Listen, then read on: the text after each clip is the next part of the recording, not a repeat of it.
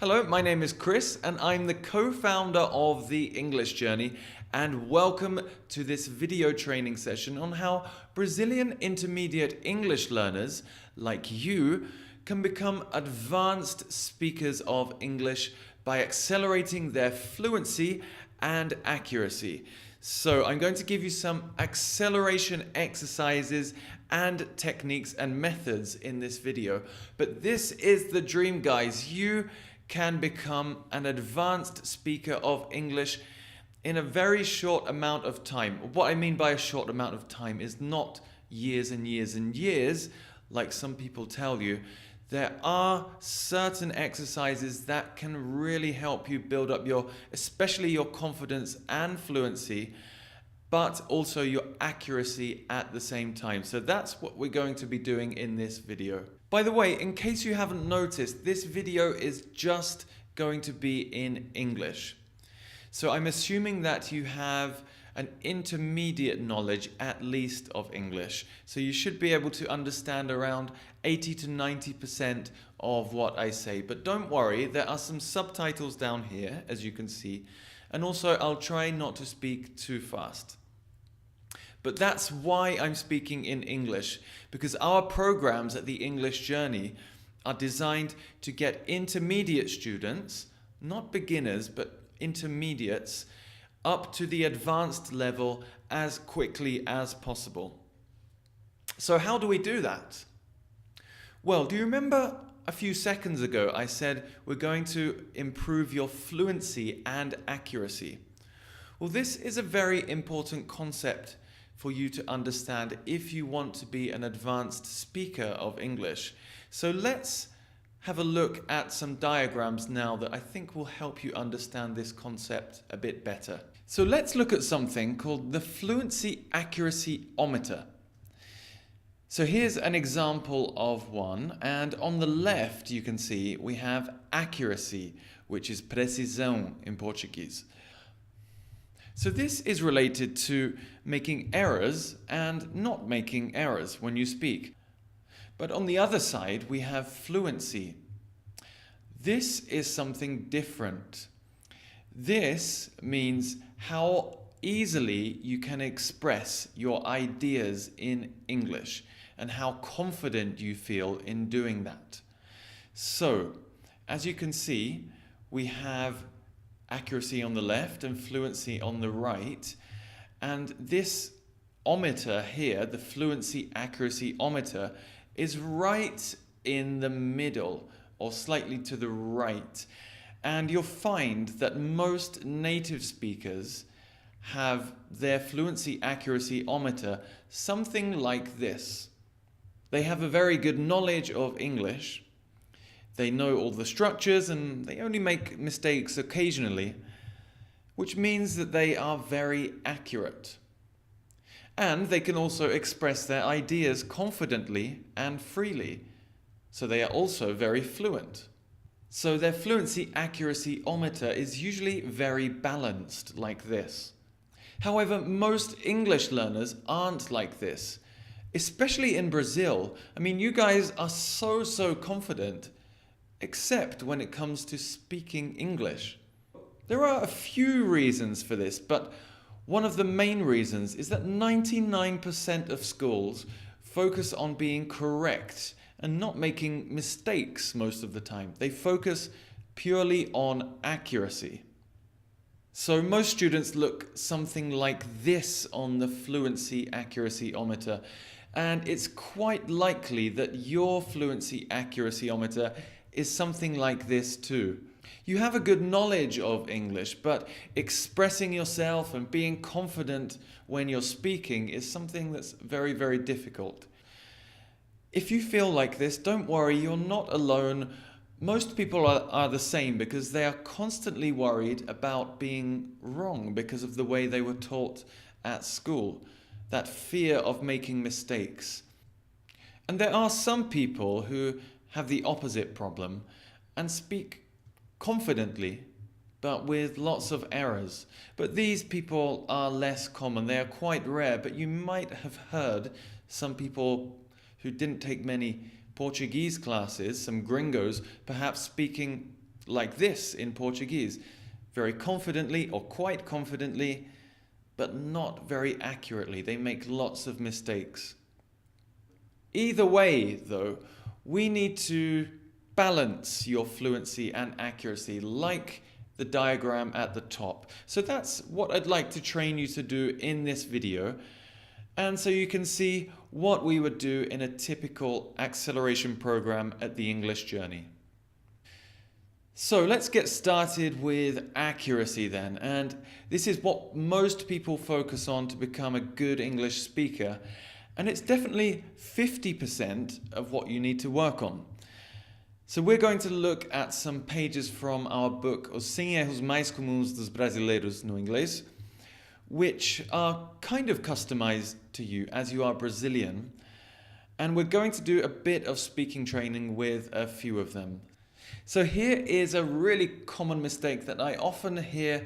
In fact, I think I've heard this with all of my Brazilian students. They make this mistake with the word more.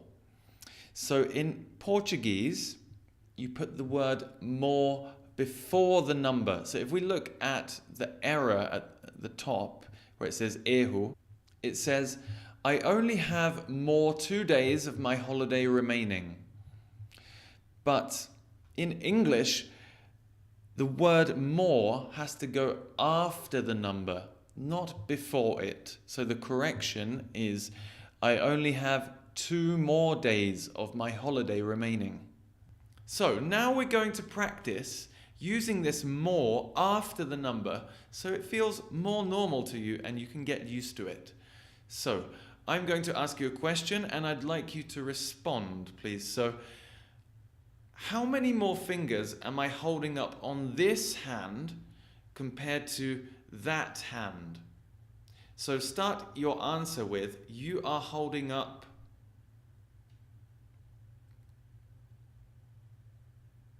So you should have said something like this. You are holding up 2 more fingers on this hand compared to that hand.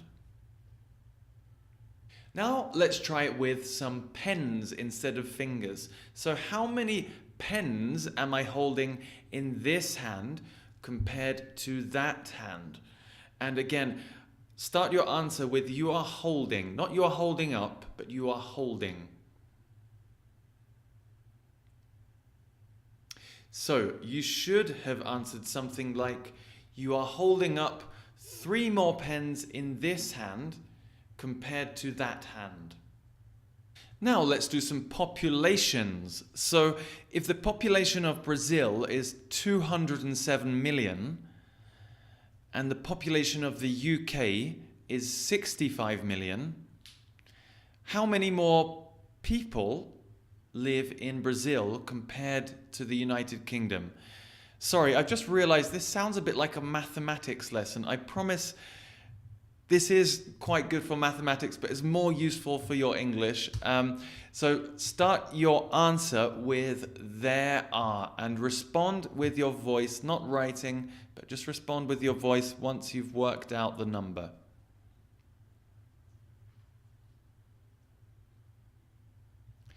So it should be something like this, what you said. There are 142 million more people who live in Brazil compared to the UK. How about the United States? The United States has more people than in Brazil, but how many more? Again, start with there are and say it with your voice.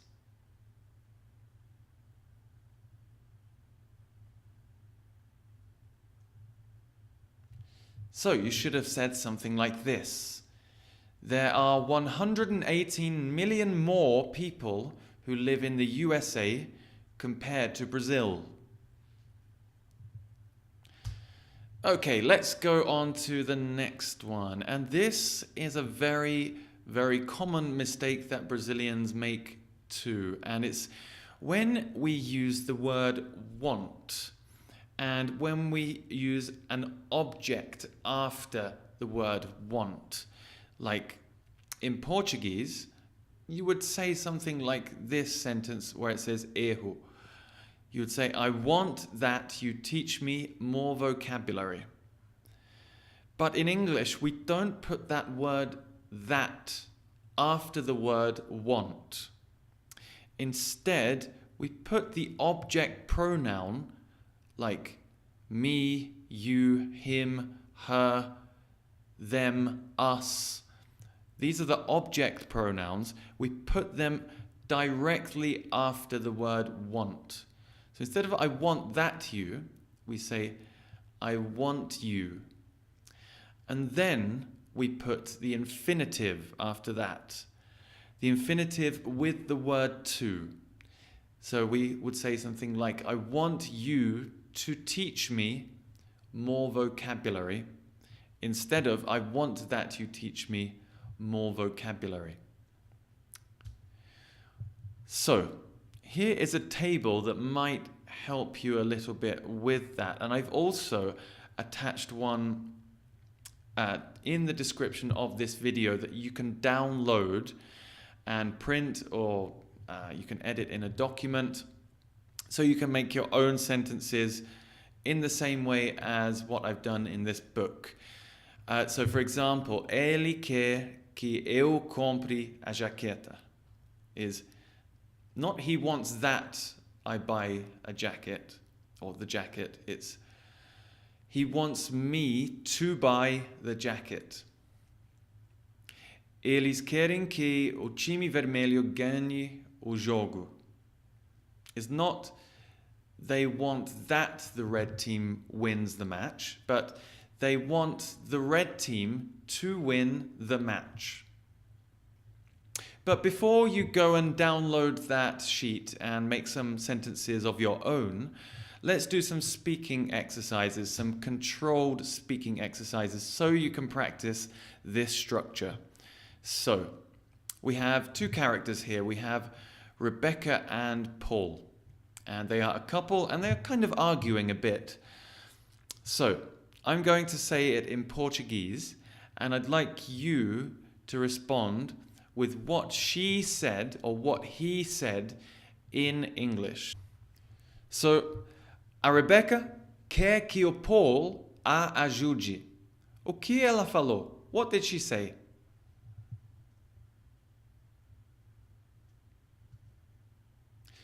I want you to help me.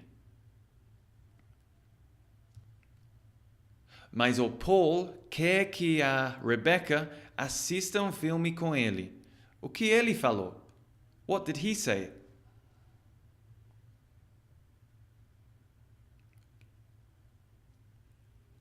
I want you to watch a film with me.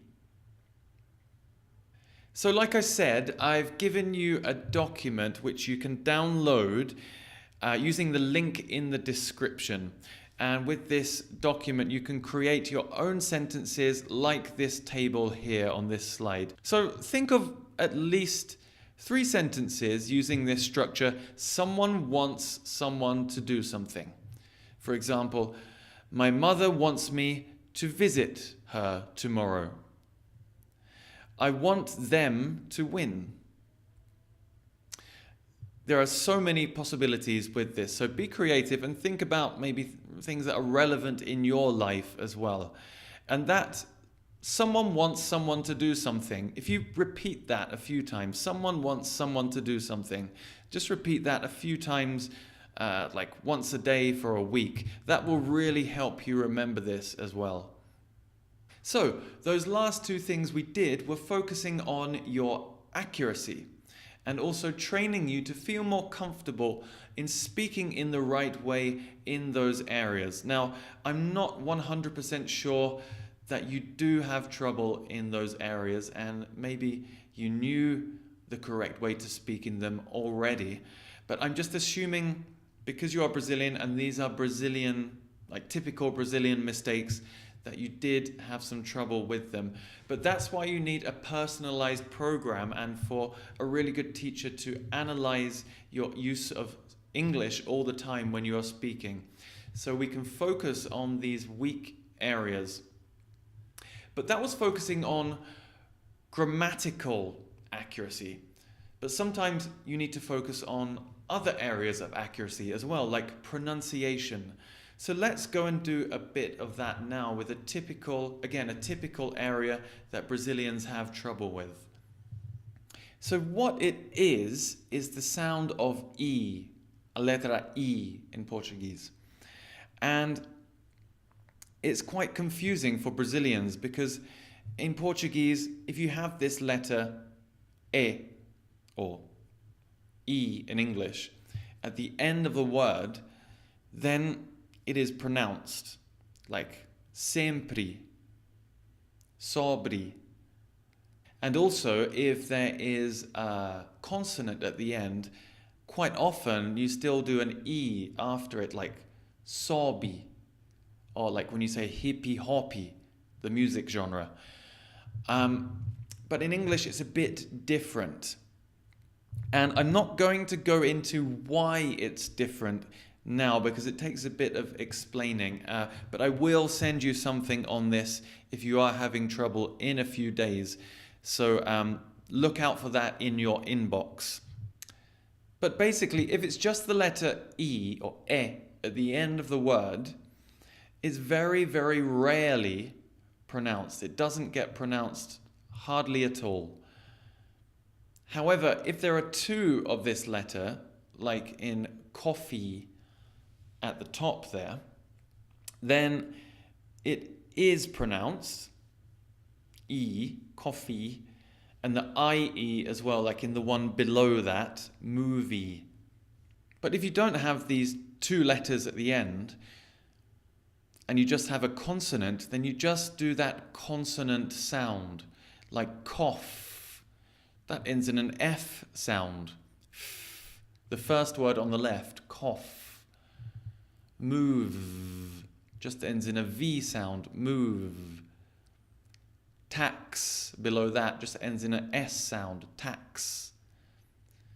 And cook, just ends in that K sound, cook. So what I'd like to do is just drill these words, just repeat these words from the one on the left to the one on the right. So we'll start with cough and then go to coffee. Just repeat after me. Cough, coffee. In American English, by the way, that's cough and coffee. Move, movie. Be sure to make that E very, very strong. Movie. Tax, taxi. Cook, cookie. Noise, noisy. Now, let's say some of these sentences below using these words. The ones with the red letters have the strong E sound. I always cough when I drink coffee.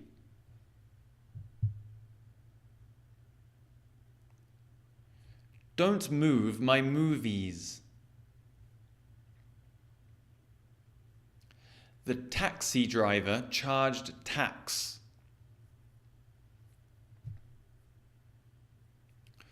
Cook the cookies for 40 minutes.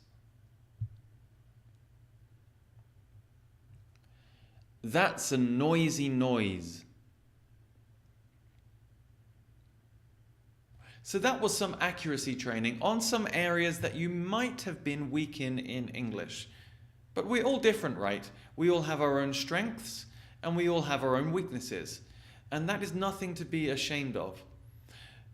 But what's really important if you want to progress and not have these weaknesses is to have a teacher that can analyze these areas, analyze your strengths, but also a lot of your weaknesses, so you can train these areas and become a lot more proficient and accurate when you speak. But if we focused on accuracy all the time, our fluency accuracyometers would still look something like this, which is not really what we want. We want to sound fluent and confident and be able to express ourselves in the way that we do in our native languages. So it looks more like this. So that means we need to do fluency exercises at least 50% of the time.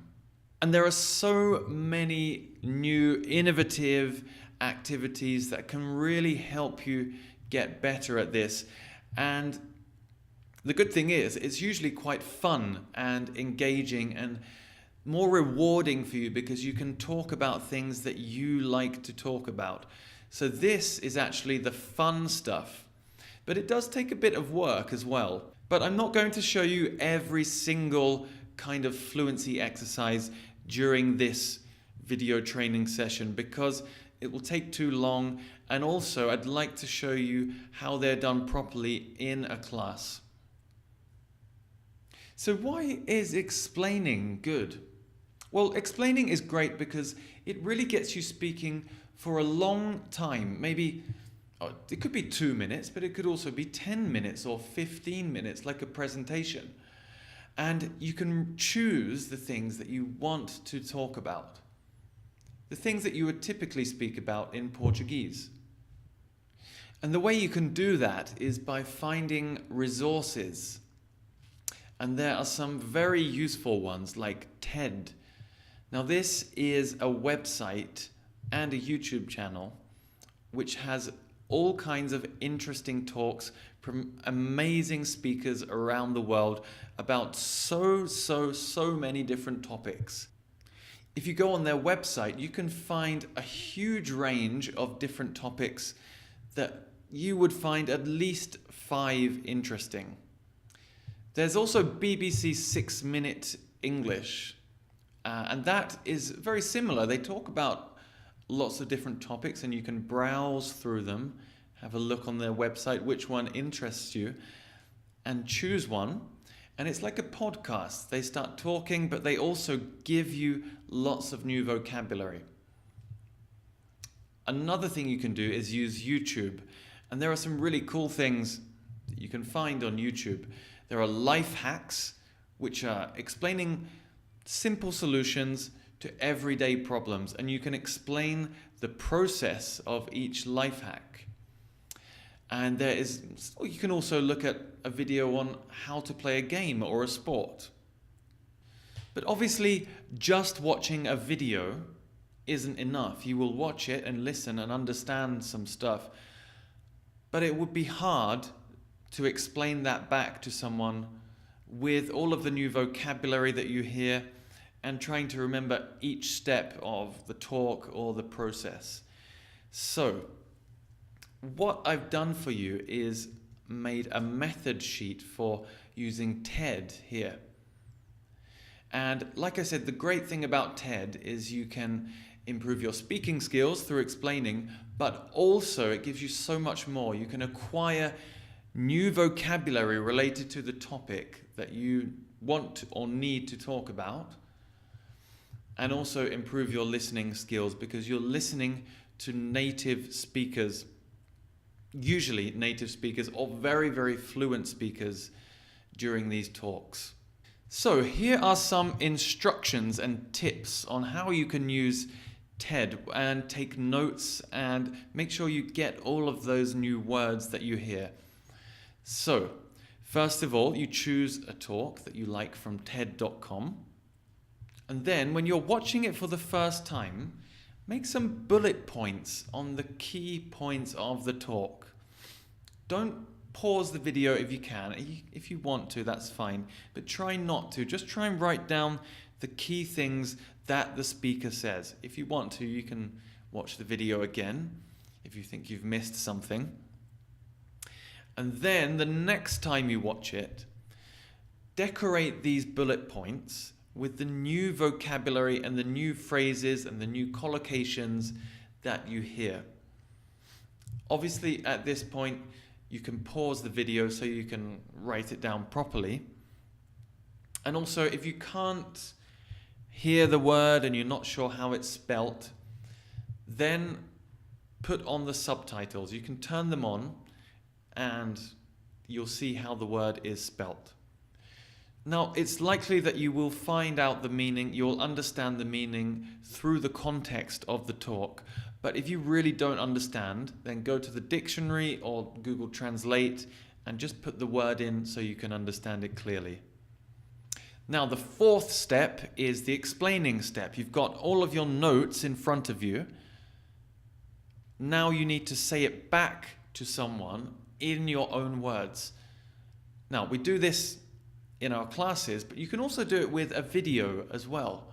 You can just record yourself at home on your camera, on your phone, or on your computer, and then you can listen back and give yourself feedback. But obviously, it's much better if you get a professional teacher and a native speaker to do that, so they can pinpoint more of your weaknesses and what you could have said better. But you can do this kind of thing on your own if you want to. And the fifth point there is optional. You don't have to do this, but it's quite nice. Write a report or an essay about what you heard the speaker say on a piece of paper. So writing is a productive skill, just like speaking. It will help you with your speaking if you do some writing sometimes, because you're producing the language. It is coming from you. You're not receiving it like listening and reading. So they are the instructions, but I think it will be a bit more useful for you if I show you how this is done and give you a demonstration. So I'm going to give you a demonstration with this very short TED Talk called Try Something New for 30 Days. So please watch this. Go to TED.com now and watch this TED Talk, and then see how I explain it, and I'll show you my notes as well at the end. So hopefully you've watched that and you've understood a lot of what he said. I did the same thing and I took some notes.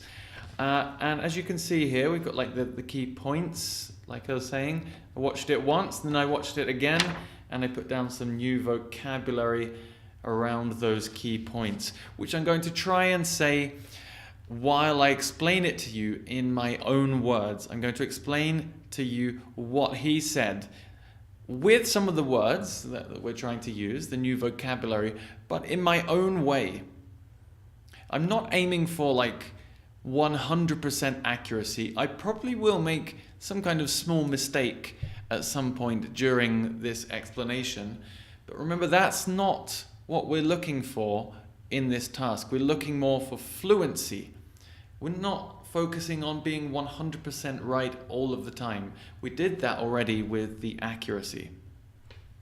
So what I'm going to do is look at my notes. My memory isn't, I watched it twice, so I can't remember every single thing exactly, so it's not a problem to look at my notes. And also I want to try and remember this vocabulary that I need to use, this new vocabulary.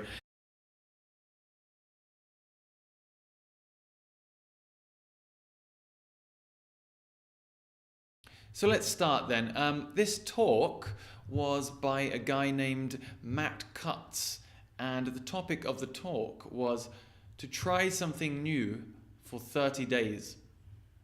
So at the start, he talked about when he decided to try something new for 30 days. He said that he was stuck in a rut.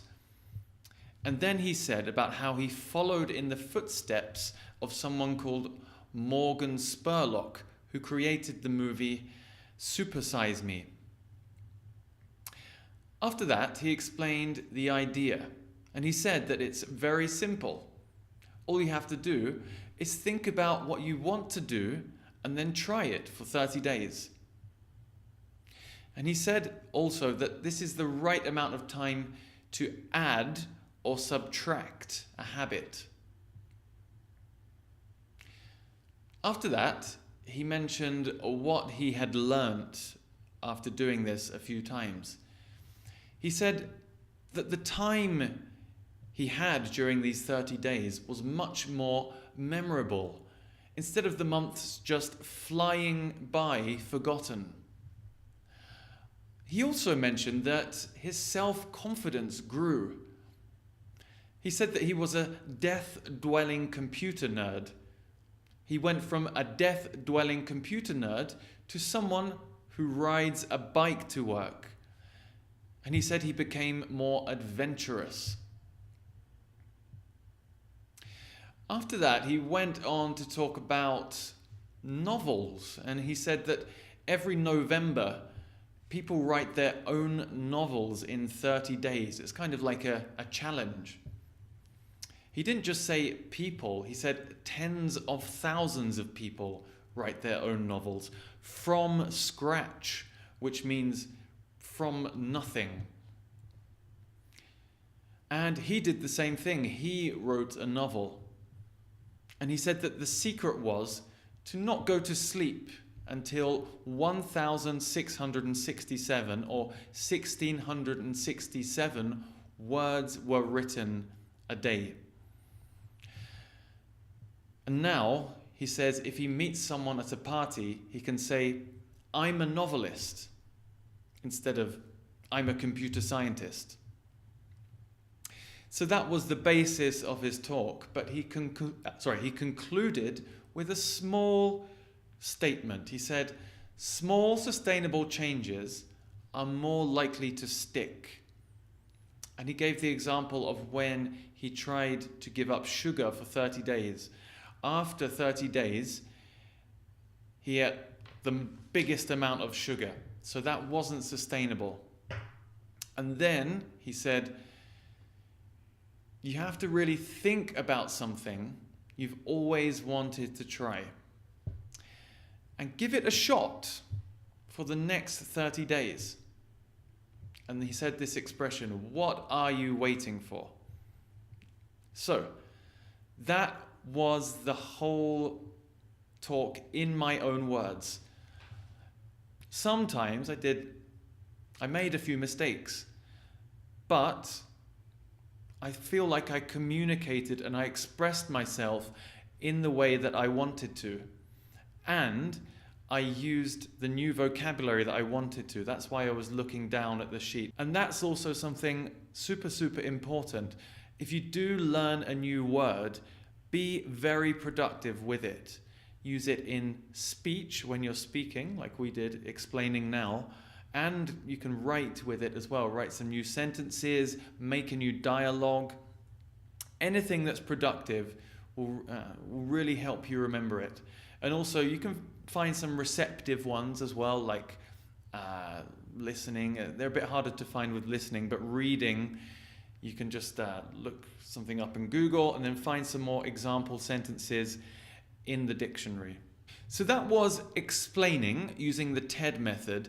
And like I said, this is going to be very, very useful for you to develop your speaking skills and your fluency, because you're speaking for extended periods of time about topics that you need or that you want to talk about, that you like, and you would typically speak about in Portuguese.